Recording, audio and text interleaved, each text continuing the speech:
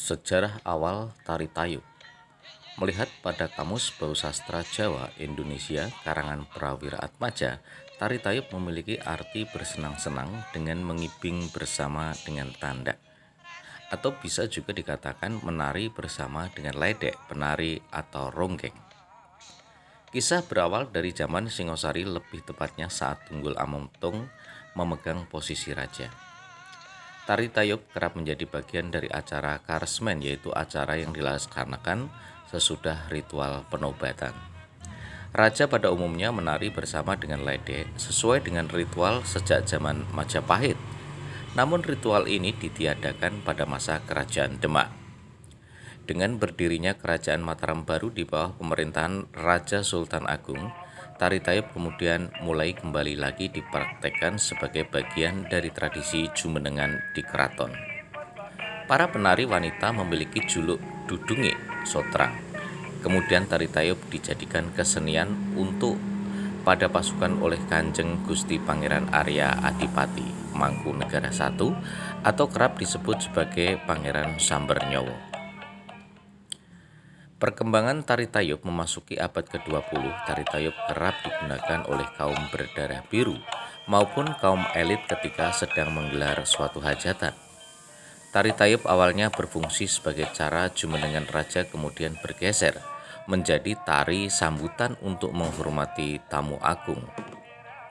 Kemudian berkembang menjadi salah satu bagian dari rangkaian upacara syukuran atau keselamatan bagi seorang pejabat yang mengemban suatu jabatan baru dengan berbagai tanggung jawab.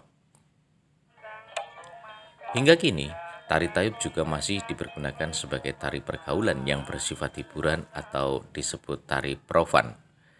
Kaum petani juga kerap menggunakan tarian ini sebagai ritual yang melambangkan kesuburan dari tanah dan biasa dilakukan setelah masa panen.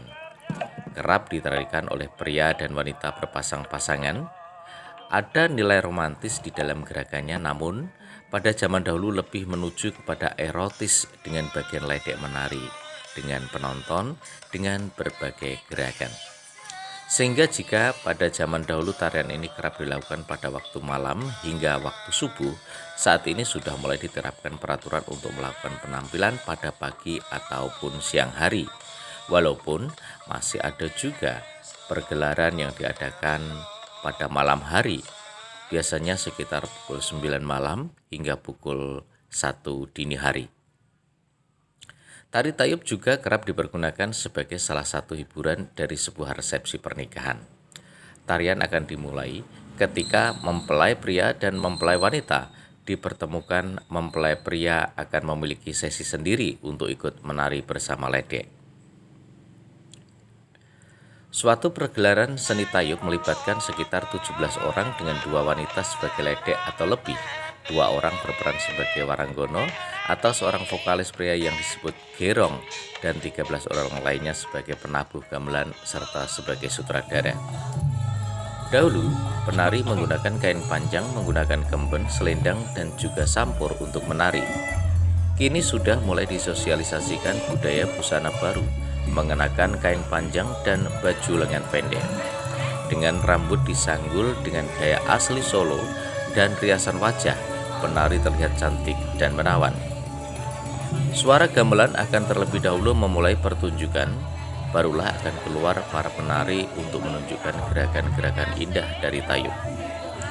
Jika sebelumnya tari tayub dipentaskan hanya beralaskan tikar dan jarak antara penari dengan penonton sangatlah dekat, sekarang sudah dibuatkan sebuah arena atau semacam panggung yang bertujuan untuk memberikan batas antara penari dengan penonton. Pada masa terdahulu, tari tayub diasosiasikan sebagai ajang menari sambil minum minuman keras. Sekarang sudah ada aturan atau dilarang mengkonsumsi minuman keras dan menjadikan tari tayub murni sebagai pertunjukan seni.